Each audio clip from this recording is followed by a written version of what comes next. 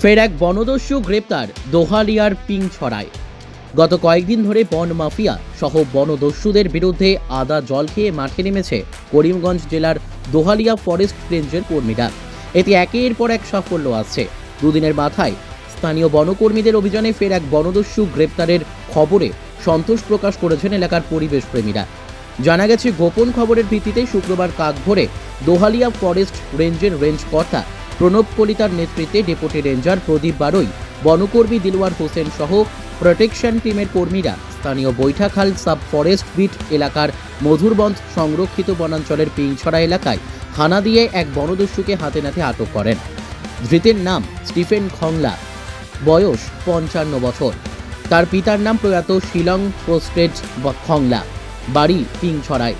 অভিযোগ মতে উক্ত ব্যক্তিটি স্থানীয় বন বিভাগের বিগত 2019-20 সনের নির্মিত 50 হেক্টর এফরেস্টেশনের একাংশ গাছগাছালি কেটে বনভূমির ভেতরে অবৈধভাবে পান জুম নির্মাণের মতলবে ছিল।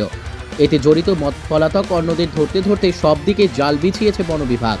এদিনে ধৃতকে মেডিসিন চেক আপ করিয়ে জেলা CJM আদালতে তোলা হলে মহামান্য আদালতের নির্দেশে তার ঠাঁই হয় সংশোধনাগারে। এ কাণ্ডে রেঞ্জ কর্তার স্পষ্ট বার্তা, বনাঞ্চলে বসবাসরত পাহাড়ি জনজাতির লোকেরাও নিজেদের ইচ্ছে মতো বনাঞ্চল ধ্বংস করে নতুন করে চাষাবাদ করতে পারবেন না। তাদেরকে তাদের নির্ধারিত বনভূমির ভেতর সীমাবদ্ধ থাকতে সরকারি নির্দেশ রয়েছে। এতে যে কেহ সরকারি আইন অমান্য করলে বন বিভাগ তাদের বিরুদ্ধে কড়া ব্যবস্থা নিতে প্রস্তুত রয়েছে। পাথারকান্দি থেকে মলয় কুমার দাসের রিপোর্ট, নববার্তা টুডে।